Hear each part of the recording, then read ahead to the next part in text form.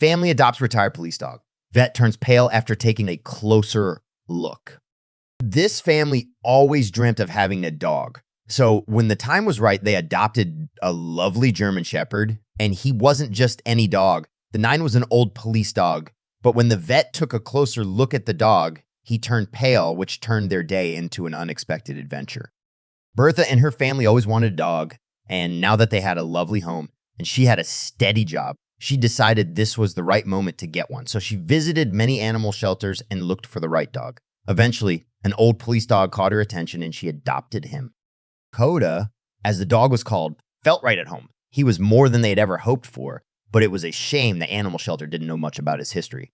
Nonetheless, Bertha thought it would be fine, not knowing that his history was filled with secrets she would soon uncover.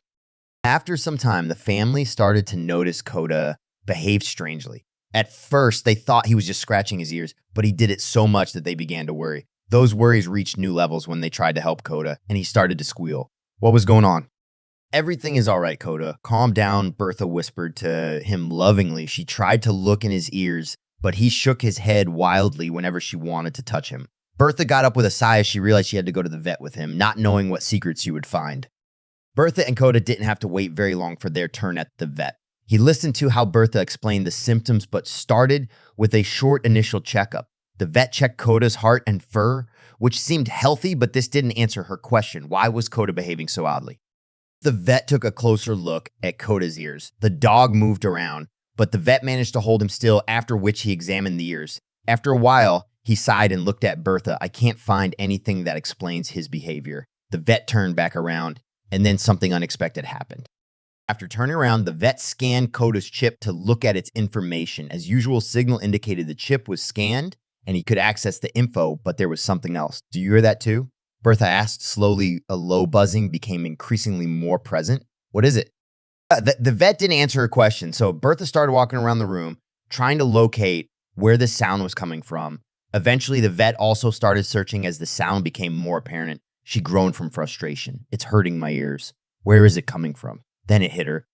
It hurt her ears. Maybe the sound was present the whole time, but she couldn't hear it before. Bertha walked toward Kota and listened closely. Here it is. It's coming from Kota's neck. He exclaimed to the vet, who immediately came to take a look. It's his chip, he said while fumbling with his hands. The sound's pitch kept increasing, and Bertha put fingers in her ears to relieve some of the pain. Can you stop it? She yelled louder than she meant to. Eventually, after some trial and error, the vet turned the sound off after accessing the chip's files. That's a relief, Bertha said while walking toward Kota. The dog's mood changed instantly. Kota barked and started panting happily when Bertha approached. She realized the sound had been bothering him, and that problem was now solved thanks to the vet. Thanks a lot, Bertha abruptly stopped mid-sentence when she turned around and saw the vet's facial expression.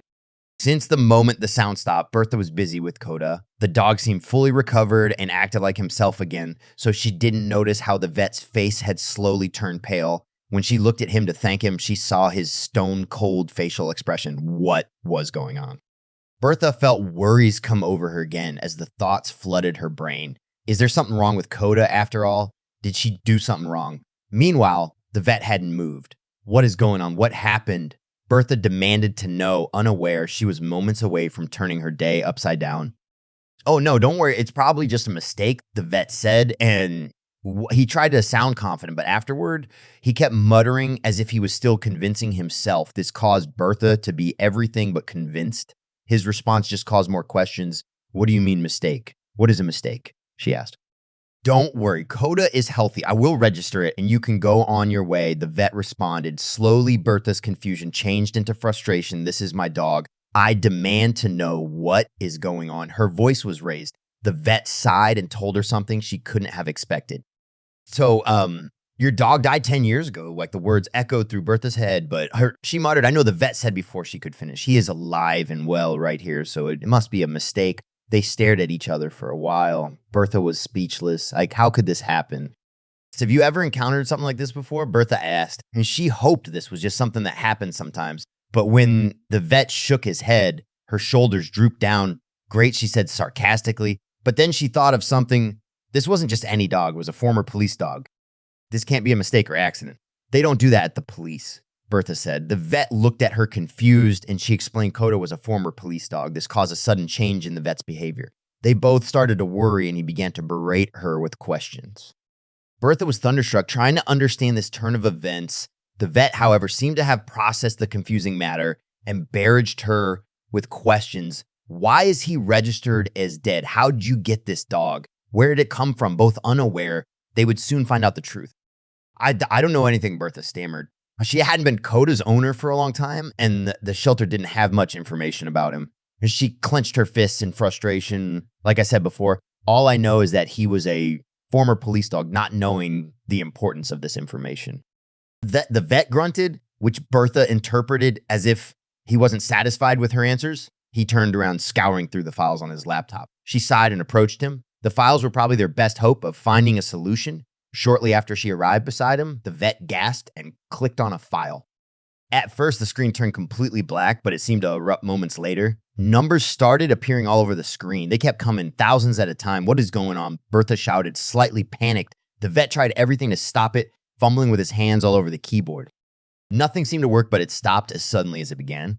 Bertha sighed in relief and noticed the vet probably felt the same way as he took a few deep breaths. She could look at the numbers clearly now. They stopped moving, and she recognized them immediately. What are these doing on the chip? Those are wire transfers, aren't they? It should have been an inner thought, but her confusion and surprise caused her to think aloud. Bertha moved her hand in front of her mouth, which was still open in amazement. It closed as soon as the vet started to respond, but he felt silent halfway through his answer. Bertha looked at him in confusion. Why did he stop talking? Then she saw him staring again like he had done at the device before, only this time it was the laptop screen. When she followed his gaze, her eyes widened. The vet opened a file with information about the dog's past. How did nobody notice this before? Bertha's voice jumped as she asked the question. The vet just shrugged in response. As soon as she read the previous owner's name, she entered it in a search engine, hoping for answers. She was surprised to find a new article stating the previous owner had died. Disappointed that her internet search led to nothing, Bertha's attention was captured by the surprise gasps and sounds the vet made. She returned beside him and looked at the laptop on which he was skimming through the document. Wow, is this real? She brought out. They looked at each other, not believing this incredible find. We have to go to the police. Bera said abruptly they were still looking through the file, but it became increasingly clear it was filled with dodgy information. It looked like the previous owner was doing criminal activities like fraud or something, but nothing could be further from the truth. Bertha convinced the vet to come with her to the station and to take the laptop with him. We've got something you need to see. She said after approaching the desk, the two officers behind it were initially confused by their story, but when they saw what was on the laptop, they acted immediately. Moments later, Bertha and the vet were taken into an interrogation room. Her hands felt clammy as she clenched them. W.E., what is going on? She said, ever since the officers saw the file, they acted distant and hostile. How did you get this information? One of them demanded. This info belongs to a cold case. A cold case, Bertha said. She turned her head, looking at everyone's faces, trying to understand the situation. What is going on? We explained how we got it and why we're here. Her vision became blurry and tears rolled down her face. This information was lost for 10 years, the officer said. Then something clicked. Bertha sniffed and wiped away her tears as she just realized something. Kota died 10 years ago, and the information was lost for 10 years. Were they connected? She once again explained her story, but this time she included the details of her dog and asked the question, not expecting the answer.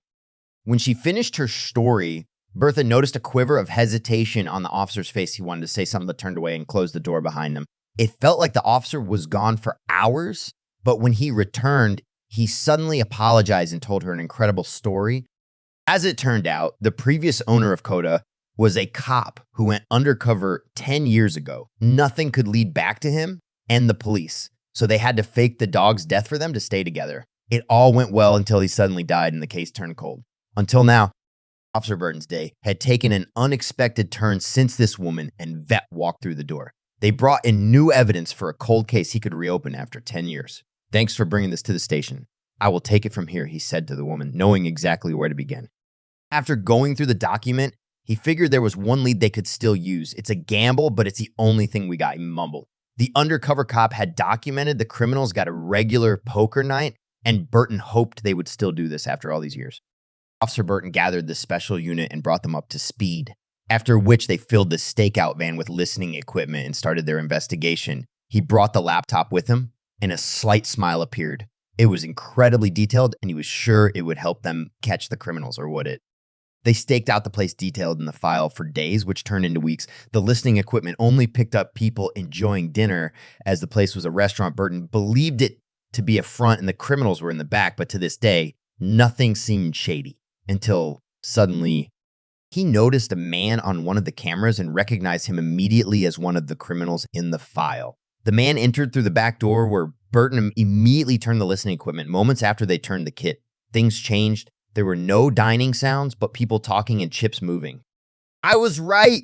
They still have a poker night, he exclaimed as he sat upright, and energy was flowing through his body as relief came over him. Burton was worried. He might have been wrong about all of this. All they needed now was something that connected them with the evidence the undercover cop gathered.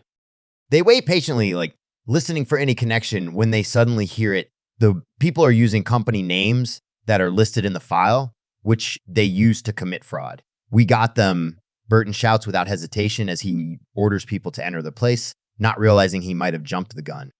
The unit equipped their gear and prepared to raid the gang's hideout.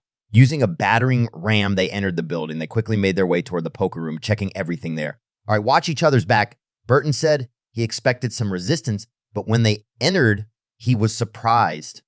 Police hands up. Multiple voices shouted, remain calm, and no one gets hurt, Burton added. But to his surprise, the gang held up their hands and surrendered without hesitation.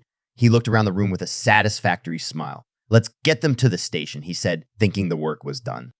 When they arrived at the station, Burton couldn't help but notice they didn't seem worried. Moments later, he found out why. A colleague notified him that the evidence was circumstantial at best. What? He barked. How could this be?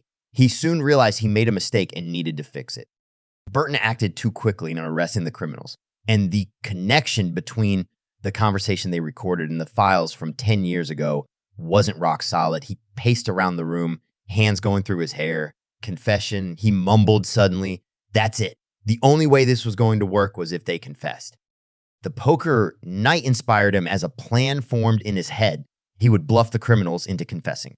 We've got 10 years of intel on your crimes. If you cooperate, we can maybe arrange a lesser sentence, he said to the gang leader, but it didn't seem to work. Then he went all in. Burton paced around the interrogation room, thinking of his next move.